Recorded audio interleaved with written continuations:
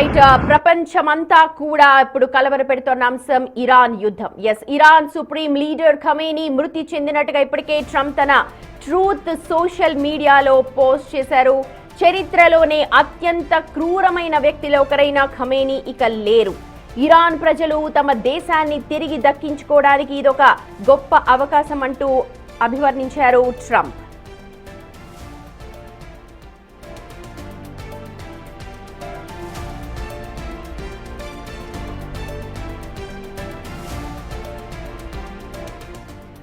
America, Israel సంయుక్తంగా నిర్వహించిన operation roaring lion epic ప్యూరీలో టెహ్రాన్లోని ఖమేనీ నివాసంపై జరిగిన వైమానిక దాడుల్లో ఆయన మరణించినట్లుగా ఇజ్రాయెల్ అధికారులు కూడా చెప్తూ ఉన్నారు. ఈ దాడుల్లో ఖమేనీ కుటుంబ సభ్యులు కూడా మరణించినట్లు వార్తలు వస్తూ ఉన్నాయి. ఖమేనీ కుమార్తె, అల్లుడు, మనవరాలు ఈ దాడుల్లో ప్రాణాలు కోల్పోయారంటూ ఇరాన్కు చెందిన ఫార్స్ వార్తా సంస్థ అలాగే ఇతర స్థానిక మీడియా సంస్థలు కూడా ధృవీకరించాయి. అయితే ఇరాన్ మాత్రం అధికారికంగా వీరి మరణాన్ని ధృవీకరించలేదు. రక్త సాక్షిత్వంగా వాటిని పేర్కొంటూ ఉన్నాయి. చూడొచ్చు, ట్రంప్ పోస్ట్ చేసింది, tracking systems and working closely with Israel, there was not a thing he or the other leaders that have been killed along with him could do. This is the single greatest chance for the Iranian people to take back their country. Khamenei, one of the most evil in the history, is dead. Khamenei లాంటి అత్యంత క్రూరమైన వ్యక్తి మరణించాడు. ఇది Iran ప్రజలకు న్యాయం చేకూర్చడమే కాదు, America ప్రజలు అందరూ కూడా మొత్తం ప్రపంచ దేశానికంతటికి కూడా ఒక మేలు జరిగే దానిగా అభివర్ణిస్తూ ఉన్నారు ట్రంప్. ఖమేనీ లాంటి బ్లడ్ థర్స్టీ థగ్స్, రక్త పిపాసులు ఇక లేరు అని చెప్పి ట్రంప్ పోస్ట్ చేశారు.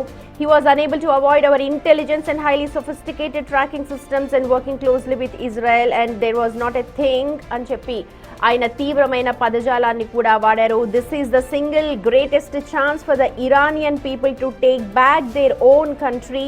We are hearing that many of their IRGC, military and other security and police forces no longer want to fight. సామాన్య ప్రజలు ఎవరు కూడా దీన్ని కోరుకోవట్లేదు. యుద్ధాన్ని ఖచ్చితంగా ఆపివేస్తాము, కానీ ఖమేనీ లాంటి రక్త పిపాసిక లేరు అని అంటూ డొనాల్డ్ ట్రంప్ తన ట్రూత్లో పోస్ట్ చేశారు. ప్రస్తుతం అదే పోస్ట్ని మీరు బిగ్ టీవీ స్క్రీన్ మీద చూస్తూ ఉన్నారు. ఇక ఇరాన్ అధికారికంగా ప్రకటించినప్పటికీ కూడా ఖమేనీ లేరు, ఖమేనీ కూతురు, అల్లుడు అలాగే మనవరాలు చనిపోయినట్టుగా ఫార్స్ అనే local media, Iran local media చెప్తోంది. ఇక ఖమేనీ లేరు అని చెప్పి ఇరాన్ సుప్రీం లీడర్ ఖమేనీ మృతి చెందినట్టుగా అక్కడి సంస్థలు కొన్ని ధృవీకరిస్తూ ఉన్నాయి. ఇరాన్ అధికారిక వర్గాలు వీరి మరణాన్ని ఒక రక్త సాక్షిత్వంగా పేర్కొంటోంది.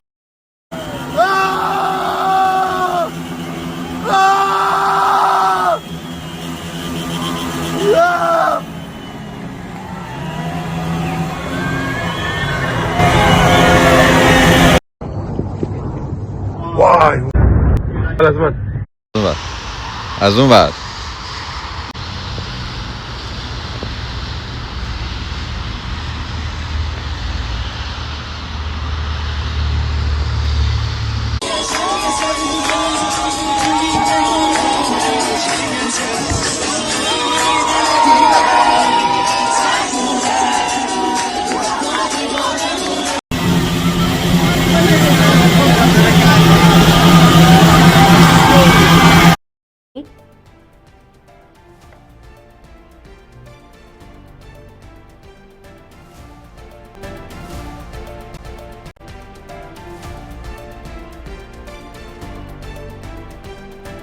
ఇరాన్ ఇజ్రాయెల్ యుద్ధం పసిపిల్లల ప్రాణాలను బలి తీసుకుంది. దక్షిణ ఇరాన్లోని హర్ముజ్గాన్ ప్రాంతంలో ఉన్న మినాబ్ నగరంలో హృదయ విదారక ఘటన చోటు చేసుకుంది. అక్కడ ఉన్న హజరే తైబా బాలికల ప్రాథమిక పాఠశాలపై భీకరంగా దాడి జరిగింది.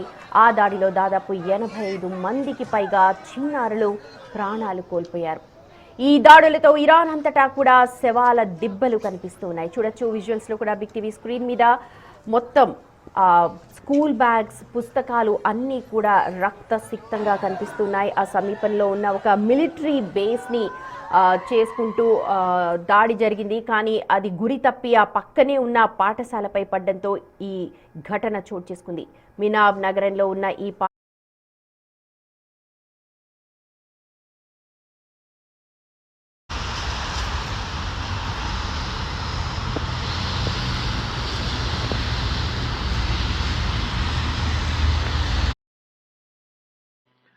రైట్.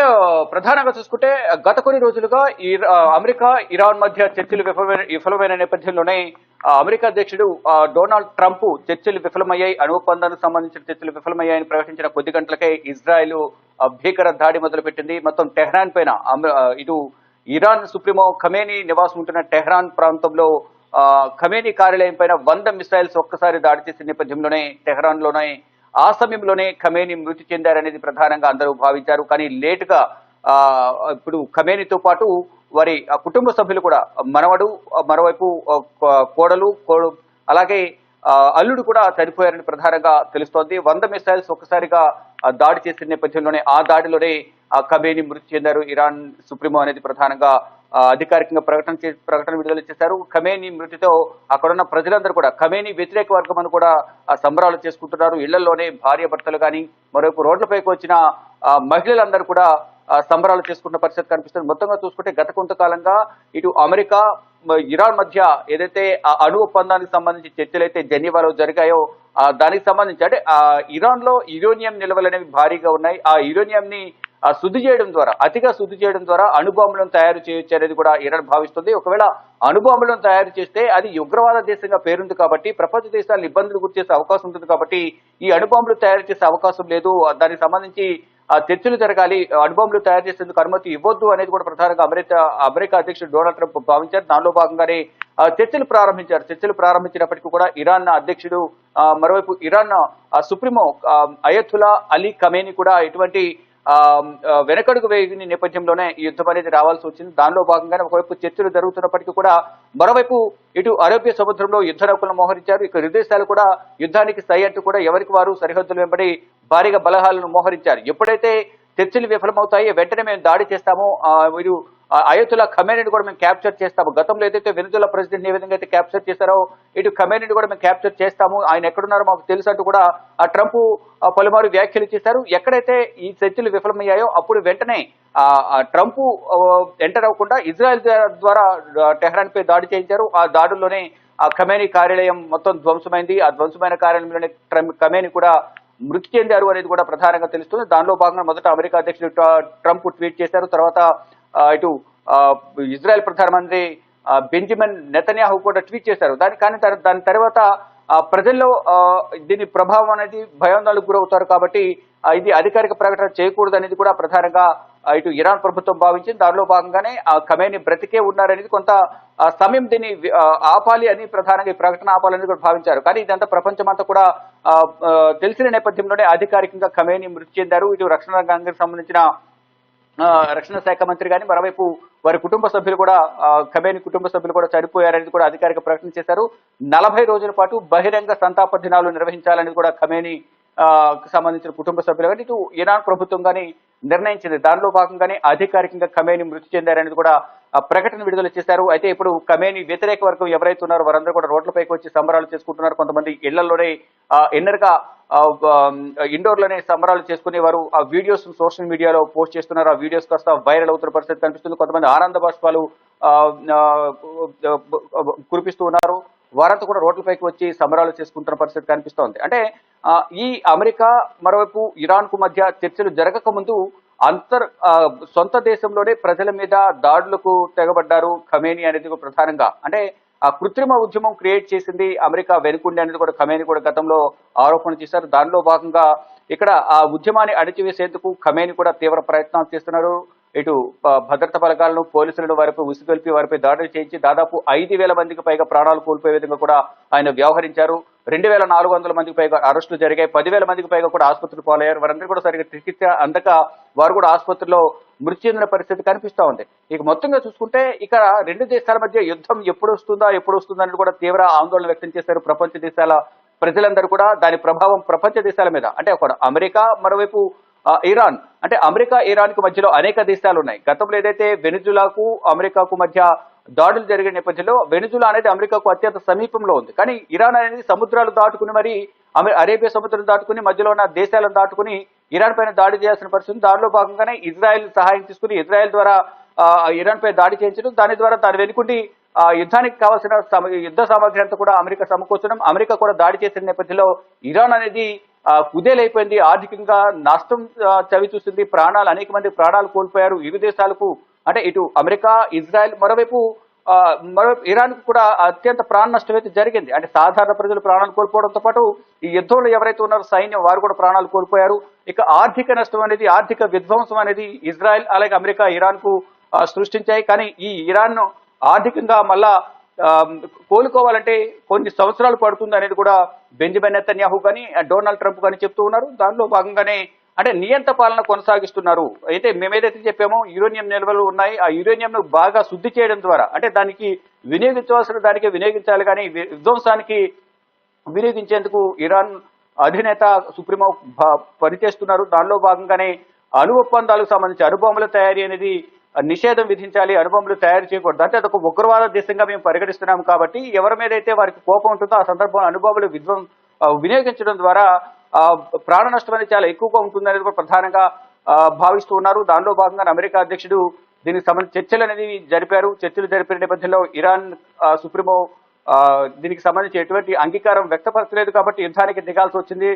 దేశ ప్రజలను, ప్రపంచ దేశాలను కాపాడాల్సిన పరిస్థితుల్లోనే ఈ దాడులు చేయాల్సి వచ్చిందంటూ కూడా నిన్నటి నుంచి ఇటు బెంజమిన్ నెతన్యాహు, ఇజ్రాయెల్ ప్రధానమంత్రి బెంజమిన్ నెతన్యాహు కానీ, మరోవైపు అమెరికా అధ్యక్షుడు కానీ, ఇటు ఇజ్రాయెల్ అలాగే అమెరికా రక్షణ శాఖ మంత్రులు, విదేశాంగ శాఖ మంత్రులు కూడా ఇదే ఆరోపణలు కమీని పని చేస్తూ ఉన్నారు. అంటే యురేనియం నిల్వలు ఎక్కువ ఉన్న నేపథ్యంలో వాటిని శుద్ధి చేయడం ద్వారా, అతిగా శుద్ధి చేయడం ద్వారా అణుబాంబులు తయారు చేసేందుకు వినియోగిస్తారు. ఈ నేపథ్యంలోనే అణుబాంబులు తయారు చేయడం ద్వారా ప్రపంచ దేశాలపైన ఇష్టానుసారం దాడులు చేసే అవకాశం ఉంటుంది. దీని ద్వారా ప్రపంచ దేశాల ప్రజలు లక్షల్లో ప్రాణాలు కోల్పోయే అవకాశం ఉంటుంది. కాబట్టి ఈ యురేనియం నిల్వలకు సంబంధించి కానీ ఇది అణు ఒప్పందాలకు సంబంధించి అంటే ప్రధానంగా ఈ అణుబాంబుల తయారీకి అనేది చేయొద్దు, చేయకుండా ఆదేశాలు ఇవ్వాలి, అందరూ కూడా ఒక్కతాటిపైకి రావాలని ప్రధానంగా అమెరికా అధ్యక్షుడు అందరితో చర్చలు జరిపారు. ఇటు మరో బెంజమిన్ నెతన్యాహు దీనికి సపోర్ట్ గా ఉన్నారు. కొన్ని దేశాలన్నీ కూడా ట్రంప్ తీసుకున్న నిర్ణయాలకు సపోర్ట్ గా ఉన్నప్పటికీ కూడా తమకు అనుకూలంగా లేరు కాబట్టి ఉగ్రవాద దేశమని ముద్ర వేసి మాపై దాడులు చేస్తున్నారు అనేది కమేని వర్గం చెబుతూ ఉంది. అంటే అంతర్గతంగా సొంత దేశ ప్రజల్లోనే వ్యతిరేకత వ్యక్తమవుతున్న నేపథ్యంలో దాన్ని క్యాష్ చేసుకోవాలని ట్రంప్ భావిస్తున్నారు. దానిలో భాగంగానే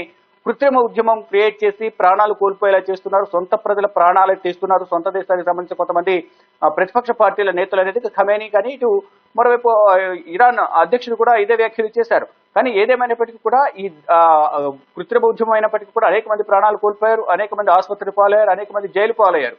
ఇక ప్రధానంగా ఈ యురేనియం నిల్వలు ఉండడం ద్వారా దాన్ని అణుబాంబులకు తయారు చేసేందుకు ప్రయత్నాలు చేస్తున్నారు. దానికి సంబంధించి వ్యతిరేకత వ్యక్తమైన నేపథ్యంలో జెనీవా వేదికగా ఇటు అమెరికా, ఇరాన్ కు సంబంధించి చర్చలు జరిగాయి. కానీ ఆ చర్చలు విఫలమైన నేపథ్యంలోనే ఇద్దరి మధ్య చర్చలు విఫలమయ్యాయంటూ కూడా అమెరికా అధ్యక్షుడు డొనాల్డ్ ట్రంప్ ప్రకటించడం, వెంటనే ఇజ్రాయెల్ ప్రధానమంత్రి నెతన్యాహు దాడులు చేపించడం, ఆ దాడుల్లో టెహ్రాన్ లో ఉన్న ఈ ఖమేనీ కార్యాలయంపై 100 మిసైల్స్ ఒకసారి దాడి చేసిన నేపథ్యంలోనే ఆ మిసైల్స్ దాడిలోనే ఖమేనీ మృతి చెందారు. మొత్తం ఖమేనీకి సంబంధించిన మృతదేహానికి సంబంధించిన శిథిలాలు కూడా మా దగ్గర ఉన్నాయి, మా దగ్గర దానికి సంబంధించిన ఆనవాళ్లు కానీ ఫుటేజ్ అంతా కూడా మా దగ్గర ఉందనేది కూడా బెంజమిన్ నెతన్యాహు, ఇజ్రాయెల్ ప్రధానమంత్రి బెంజమిన్ నెతన్యాహు తెలియజేశారు. దానికి అనుగుణంగానే ఆయన వ్యాఖ్యలు చేసిన కొద్దిసేపటికే, ఆయన ట్వీట్ చేసిన కొద్దిసేపటికే ఇటు అమెరికా అధ్యక్షుడు కూడా డొనాల్డ్ ట్రంప్ కూడా ట్వీట్ చేశారు. అంటే ఒక ప్రకటన కూడా విడుదల చేశారు. ఇప్పుడే దాడులు చేసిన తర్వాత బెంజమిన్ నెతన్యాహు ఒక ప్రకటన విడుదల చేశారు. అందరూ కూడా జాగ్రత్తగా ఉండాలి, ఇటు ఇజ్రాయెల్ ప్రభుత్వం ఇస్తున్న సూచనలు తప్పనిసరిగా పాటించి ఎవరు కూడా బయటకు రావద్దు, అందరూ కూడా అండర్ గ్రౌండ్ లోనే ఉండాలంటూ కూడా సూచించారు. దానిలో భాగంగానే ప్రజలందరూ కూడా ఎవరికి వాళ్ళు ఇళ్లలోనే ఉంటూ ఉన్నారు. కానీ ఇళ్లలో ఉన్నప్పటికీ కూడా ఏ వైపు నుంచి ఏ మిసైల్ వచ్చి మీద పడుతుందో, ఏ డ్రోన్ వచ్చి మీద పడుతుందో అనే భయంతోనే క్షణక్షణం ప్రాణాలను అరచేతుల్లో పెట్టుకుని వారు కాలం వెళ్లదీశారు. కానీ ఇప్పుడు ప్రజెంట్ అయితే ఖమేనీ మృతితో యుద్ధం ఆగుతుందా, ప్రతిగా దాడులు కొనసాగుతాయా, మరి వారికి ఇన్స్ట్రక్షన్స్ ఇచ్చేవారు ఎవరుంటారు? అంటే ఆర్మీ చీఫ్స్ కానీ, మరొక డిఫెన్స్ సంబంధించిన రక్షణ శాఖ అధికారి చనిపోయారు. మరొక కీలక అధికారులందరూ కూడా ఈ ఇరాన్ ఇజ్రాయెల్ అలాగే అమెరికా చేసిన దాడుల్లో మెయిన్ అంతా కూడా చనిపోయిన పరిస్థితి కనిపిస్తోంది. ఈ నేపథ్యంలోనే ఇప్పుడు యుద్ధం కొనసాగుతుందా, యుద్ధం ఆగుతుందని చూడాల్సింది. కానీ ఖమేనీ మృతికి సంబంధించి అధికారిక ప్రకటన విడుదల చేసిన నేపథ్యంలో 40 రోజుల పాటు బహిరంగ సంతాప దినాలు కూడా నిర్వహించబోతున్నారు. ఈ నేపథ్యంలోనే ఇప్పుడు ప్రజెంట్ ఏం జరగబోతోంది, ఖమేనీ మృతి చెందారు కాబట్టి ఇటు అమెరికా ప్రధానంగా ఒకటే చెబుతోంది, అమెరికా కానీ ఇజ్రాయెల్ కానీ అక్కడ ప్రధానంగా ఏదైతే ఉగ్రవాదాన్ని పెంచి పోషిస్తున్నారు, ఒకవేళ ఈ అణుబాంబులు అనేది తయారైతే మాత్రం విధ్వంసం సృష్టించేందుకే ఖమేనీ వినియోగిస్తారు తప్ప మంచి ప్రయోజనాల కోసం వినియోగించరు. ఈ నేపథ్యంలోనే దాన్ని వ్యతిరేకించేందుకు దేశ ప్రయోజనాల కోసం, ప్రపంచ ప్రయోజనాల కోసం, ప్రపంచ ప్రజల భద్రతను ఉద్దేశించే మేము ఈ దాడులు చేయాల్సి వచ్చింది, ఉగ్రవాదాన్ని వ్యతిరేకిస్తున్నామంటూ కూడా ఇజ్రాయెల్ ప్రధానమంత్రి బెంజమిన్ నెతన్యాహు తెలియజేశారు. ప్రధానంగా ఇప్పుడు డిఫెన్స్ మినిస్టర్ కూడా చనిపోయారు. డిఫెన్స్ మినిస్టర్, మరోవైపు ఇతర head of the military bureau supreme leader Ali Khamenei, ఇతర నేతలందరూ కూడా దీనిలో చనిపోయినట్టు తెలిసింది. Advisor of the supreme leader, security affairs secretary అంటే సుప్రీంకు సంబంధించిన సెక్యూరిటీ అఫైర్స్ మినిస్టర్ కానీ, మరొక commander of the revolutionary guards, దీంట్లో ప్రధానంగా అందరూ కూడా దాదాపు 7 కీలక అధికారులు, భద్రతకు సంబంధించిన, డిఫెన్స్ సంబంధించి కానీ, హోంశాఖకు సంబంధించిన కీలక అధికారులందరూ కూడా ఖమేనీతో పాటు ఈ దాడిలో చనిపోయినట్టుగా కూడా ఒక ప్రకటన కూడా విడుదల చేశారు. మొత్తంగా చూసుకుంటే ఈ మొత్తం ఇజ్రాయెల్ అమెరికా చేసిన సంయుక్త దాడిలో ఇరాన్ కు సంబంధించిన సుప్రీమోతో పాటు డిఫెన్స్ రంగానికి సంబంధించిన నిపుణులు, మాజీ మంత్రులు, మరొక మాజీ అధ్యక్షులు ఎవరైతే ఉన్నారో, దీనికి సంబంధించిన కీలక చీఫ్స్ ఎవరైతే ఉన్నారో, డిఫెన్స్ రక్షణ రంగానికి సంబంధించిన వారంతా కూడా దీంట్లో చనిపోయారనేది ప్రధానం తెలుస్తుంది. దాంట్లో కీలకంగా ఉన్న వారి పేర్లను మాత్రం బయటకు ప్రకటించారు. కానీ అనేక మంది దాంట్లో ఉన్న వారందరూ కూడా ఈ ఖమేనీతో పాటు అక్కడుండి మొత్తం యుద్ధానికి సంబంధించి పర్యవేక్షణ చేస్తున్న నేపథ్యంలో, అందరిపైన ఒకేసారి దాడి చేసిన నేపథ్యంలో, 100 మిసైల్స్ ఒకసారి ప్రయోగించిన నేపథ్యంలో ఇజ్రాయెల్ చేసిన ఈ మిసైల్స్ ప్రయోగంలో టెహ్రాన్ పై దాడి చేసింది. దానిలో భాగంగానే ఆ టెహ్రాన్ పై దాడి చేసిన మొదటి సందర్భంలోనే 100 మిసైల్స్ ఎక్కడైతే దాడి జరిగిందో అప్పుడే ఖమేనీ చనిపోయారు. ఆ ఫుటేజ్ అంతా కూడా మా దగ్గర ఉంది అనేది కూడా ఇజ్రాయెల్ చెబుతోంది. దానికి అనుగుణంగానే ట్రంప్ కూడా ఇజ్రాయెల్ ప్రధాని చెప్పింది నిజమే, ఖమేనీ ఖతమయ్యారనేది కూడా ఆయన చెప్తూ ఉన్నారు. అయితే ఇప్పుడు ప్రధానంగా చూసుకోవాల్సింది భారతీయులు. ఇటు ప్రపంచ దేశాలలో ప్రధానంగా ఇప్పుడు 10 దేశాలపైన ఈ యుద్ధం ఎఫెక్ట్ అనేది పడుతోంది. దానిలో భాగంగానే అక్కడ దాదాపు 10 కోట్ల మంది భారతీయులు ఉన్నారు అనేది కూడా ఎంఐఎం అధ్యక్షుడు అసదుద్దీన్ ఓవైసీ కూడా భారత ప్రభుత్వాన్ని ఉద్దేశించి కొన్ని కీలక వ్యాఖ్యలు చేశారు. అసలు ఈ యుద్ధం జరుగుతున్నట్లు ప్రధానికి తెలుసా లేదా, తెలిస్తే అక్కడున్న భారతీయులందరినీ కూడా ఎందుకు సురక్షితంగా బయటకు తీసుకురాలేదు అనేది వ్యాఖ్యలు కూడా ఇటు అసదుద్దీన్ ఓవైసీ చేస్తూ ఉన్నారు. ప్రెసెంట్ చూసుకుంటే కనుక ఇటు సౌదీ కానీ, దుబాయ్లో కానీ దాదాపు 31 లక్షల మంది, ఇటు తెలంగాణకు సంబంధించిన వారు 16 లక్షలు, ఆంధ్రప్రదేశ్ సంబంధించిన వారు 15 లక్షల మంది తెలుగు ప్రజలు అక్కడ నివసిస్తూ ఉన్నారు. దానిలో భాగంగా అక్కడ వంద వారందరూ కూడా ఇటు ఇరు రాష్ట్రాలకు సంబంధించిన ముఖ్యమంత్రులు మాట్లాడుతున్నారు. అందరూ కూడా ఇక్కడ తీసుకొచ్చేందుకు, తెలుగు రాష్ట్రాలు తీసుకొచ్చేందుకు ప్రయత్నాలు చేస్తున్నారు. కానీ ఈ సందర్భంలో ఇప్పుడు యుద్ధం ఆగిందా, కొనసాగుతుందా? ఒకవేళ యుద్ధం ఆగితేనే ఇప్పుడు వారందరినీ కూడా భారతీయులు కానీ, తెలుగు రాష్ట్రాల ప్రజలందరినీ కూడా స్వస్థలాలకు తీసుకొచ్చే అవకాశం ఉంటుంది. ఒకవేళ యుద్ధం అంటూ కొనసాగితే మాత్రం ఇప్పటికే అన్ని ఎయిర్పోర్ట్లను మూసివేసిన నేపథ్యంలో చాలా ఎయిర్ బేస్లు, ఇటు ఇరాన్ సంబంధించిన ఎయిర్ బేస్లు చాలా దెబ్బతిన్నాయి. మరోవైపు ఇరాన్ కూడా ఇటు ఇజ్రాయెల్, మరోవైపు అమెరికాకు సంబంధించిన ఎయిర్ బేస్ల మీద, ఎయిర్పోర్ట్ల మీద దాడి చేసిన నేపథ్యంలో అవన్నీ కూడా ధ్వంసమైన పరిస్థితి కనిపిస్తుంది. ఈ సందర్భాల్లో విమాన రాకపోకలు అనేవి అసాధ్యమంటూ కూడా చెప్తున్నారు. ఇటు దుబాయ్ కూడా ట్రావెల్ అడ్వైజర్ జారీ చేసింది. దుబాయ్ ఎయిర్పోర్ట్ కూడా దాడి చేసిన నేపథ్యంలో అక్కడున్న సిబ్బంది, మొత్తం అక్కడున్న వారంతా కూడా ఎయిర్పోర్ట్ అథారిటీకి సంబంధించిన చాలా మంది గాయపడ్డారు, అనేక మంది మృతి చెందినట్టు కూడా ప్రచారం జరుగుతోంది. కానీ ఈ సందర్భంలో ఇప్పుడు విమాన రాకపోకలు అనేది కంప్లీట్ గా ఎయిర్ ఇండియా కానీ, ఆకాశ కానీ, మరి ఇండిగో కానీ 3 కూడా విమానయాన సంస్థలు ప్రజెంట్ రాకపోకలు రద్దు చేశాయి. అంతా వాతావరణం అంతా కూడా సామరస్యపూర్వకంగా ఉన్న తర్వాత, యుద్ధం తగ్గిన తర్వాత విమాన రాకపోకలు కొనసాగే అవకాశం కనిపిస్తుంది. ఇటు director general of civil aviation, భారత పౌర విమానయాన శాఖ కూడా కొన్ని కీలక వ్యాఖ్యలు చేసింది, కొన్ని సూచనలు కూడా చేసింది.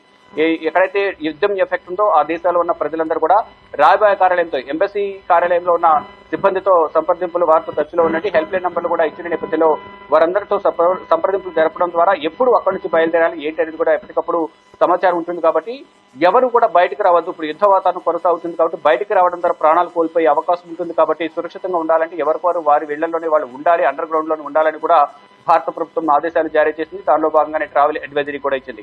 ఇక యుద్ధం అంతా సర్దుబడిన తర్వాత అక్కడ భారతీయులందరినీ కూడా సురక్షితంగా స్వదేశాలకు తీసుకొచ్చేందుకు ప్రయత్నాలు చేస్తుంది. ప్రజెంట్ చూసుకుంటే కనుక ఖమేనీ వ్యతిరేక వర్గం మాత్రం ఇరాన్ వ్యాప్తంగా సంబరాలు చేసుకున్న పరిస్థితి కనిపిస్తా ఉంది.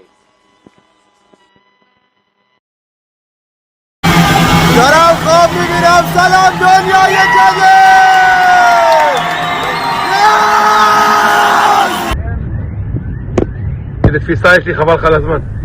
עשת את זה? בטח, מטורף. וואי וואי.